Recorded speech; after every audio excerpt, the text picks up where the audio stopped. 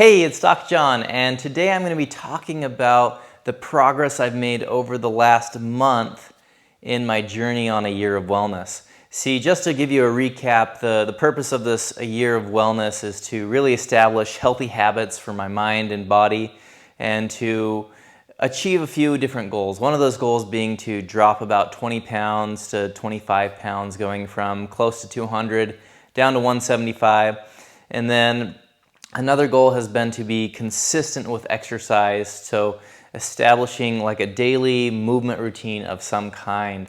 And so now I started at the end of August, and now it's towards the beginning of October at the time I'm filming this. And I've actually been really impressed by my results so far into this year of wellness project. I started off with having a couple habits to begin implementing. And one of those habits was to begin eating slowly, taking 10 to 15 minutes to eat a whole meal and not eating past the point of feeling satisfied. And as I've implemented that habit, I've actually been super surprised by how I used to eat this much and how that's just gradually gone down. I'm no longer eating as much and I'm not really as hungry. Now, at the same time, my weight has steadily decreased, and between 28th of August and the 1st of October, I actually lost 9 pounds. 9 pounds in just over a month without really having huge cravings, not really denying myself any foods that I didn't, that I like to eat, and also just slowing down. So I'm not even like starving myself. Not doing something like intermittent fasting where I can only eat during a certain window in the day. Nope, I'm having kind of regular meal times, 3-4 times a day. But because I'm eating more slowly, I'm eating less because my brain takes the time to be satisfied. So that's been one really cool thing that's happened so far just by implementing the habit of eating slowly. Now, the second thing I've started to do has been to exercise daily. I looked at my exercise history. I realized I am absolutely the worst with exercise consistency. So instead of having very intense, having an undergrad degree in exercise science, I'm really good at program design and creating all these really cool strength training workouts. Instead of doing that, I've just kept a very basic strength training workout and 5 days of cardio, 2 days of strength training, and just moved intentionally every day for at least 20 to 30 minutes. I've been kind of blown away by what's happened as a result of just implementing that daily healthy habit. See, when I first started into this, my resting heart rate, which runs a little lower due to my genetics in part, was around 55. So I had a resting heart rate of 55. And just by implementing daily exercise with some good aerobic activity, I actually dropped from 55 down to a resting heart rate of 47, which is a pretty big improvement over a short period of time.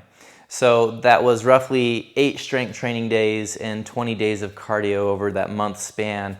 And my resting heart rate's lower. I also had a change in something known as heart rate variability. So if you haven't heard of heart rate variability, I'll give you kind of a brief description of what that is.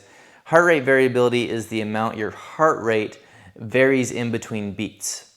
It's measured in milliseconds. So this is different than something like a tachycardia or an atrial fibrillation where your heart's doing weird things.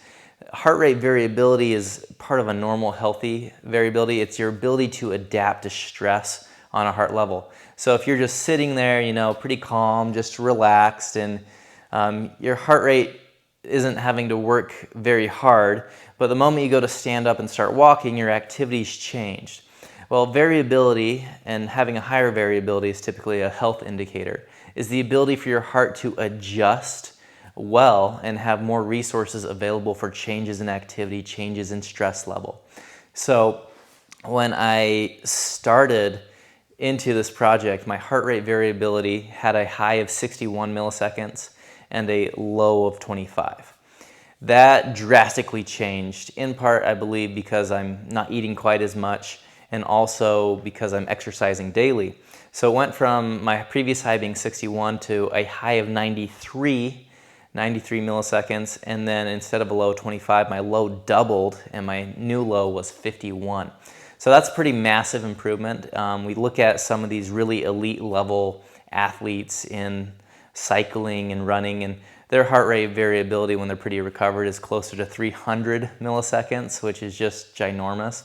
And so to go, even though like from a 61 to a 93 and then to double my low is a pretty big change in 1 month. So this really taught me that consistency trumps brilliance, as Winston Churchill would say, that it was more important to be consistent doing good, healthy exercise than it was to have a span of 2-3 weeks where I'm exercising 2 to 3 times a week and it's more intense.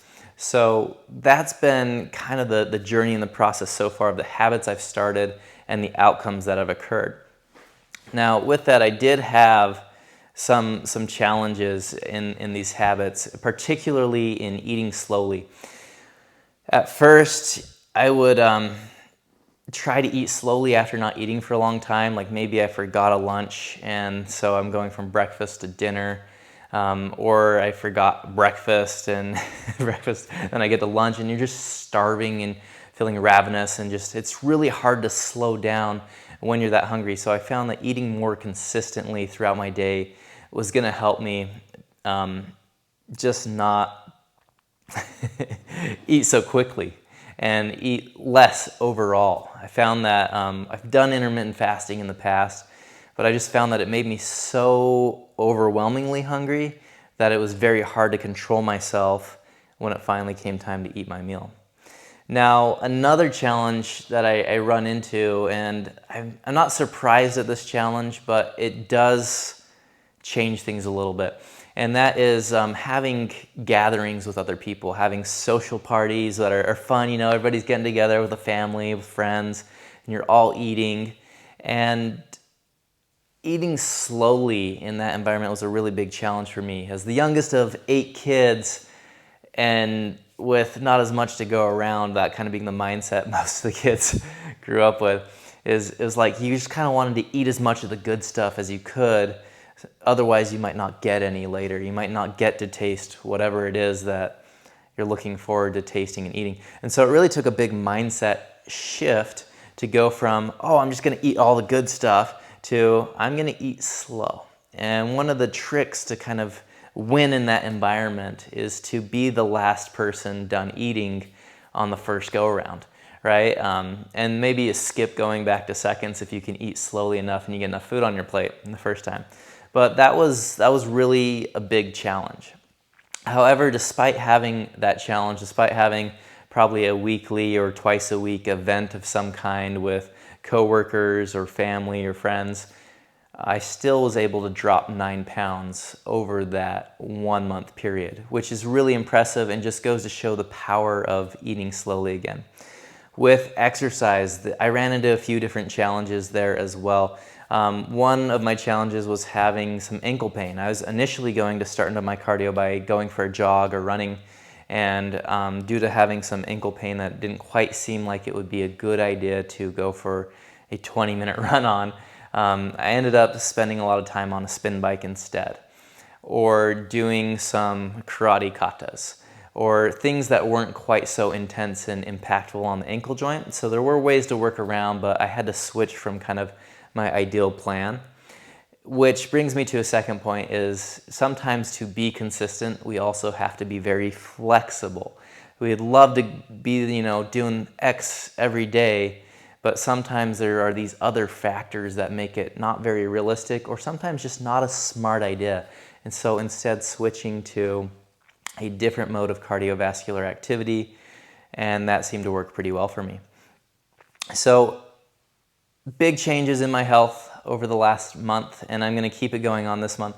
As I move into the second month of a Year of Wellness project, there's a couple different things I'm going to do. There's some things I'm going to keep doing, and then there's some things I'm going to start doing. For my nutrition, eating slowly is working for me, so I'm going to keep eating slowly. What I'm going to start doing, though, is creating a breakfast roster of go-to simple meals that I can grab and go pretty quickly with. 3 mornings of the week, I start work at 7, which for me at least is kind of early, so I don't like to necessarily cook a breakfast and try to decide, am I going to cook breakfast or am I going to shower? I like to be clean for work and start my day off clean, so I'm going to shower.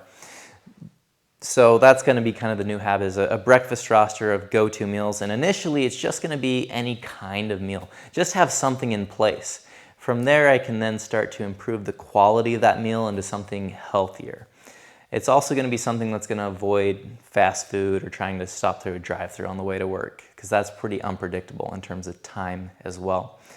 The other thing I'm going to start doing with exercise, keep doing with exercise, is continue to exercise daily in some fashion. What I'm going to start doing is, I've gotten kind of onto the spin bike, into this mode where I just turn on something on the TV and I spin, and I crank it up the resistance a little bit and then go do that for a while and crank it down a little bit, which is great when I don't have a lot of attention or energy in general. But one of the things I'm going to start moving into is doing more martial art drills, a way of moving that I enjoy that still challenges my cardio. So more kata, more flow drills for grappling, those kind of things. And so I'm going to increase the complexity and maybe the intensity of my cardiovascular activity. So then that brings me to a third point. One thing I realized I haven't been doing recently is having a journal in place. So I'm going to have a journal, not just to keep track of my progress, but just to give me kind of a reflection on how my day's going and to help with my mental health. I've got kind of a cool process that I really love for journaling, and I'll talk more about it later. But one of the key details I throw in my journal is I look for each day 3 different things I did well. And so that's going to be a habit I'm going to start. 3 different things I did well, one thing to improve on, some highlights of the day. Not something super lengthy or complicated, not something that covers every aspect of my day, but something that's going to build my self-esteem, make me a little bit more emotionally resilient as well as I work into this next month. So thanks for tuning in on the update, and I hope that some of these ideas that you've heard about may also help you or inspire you to improve your health so you can be the best version of you.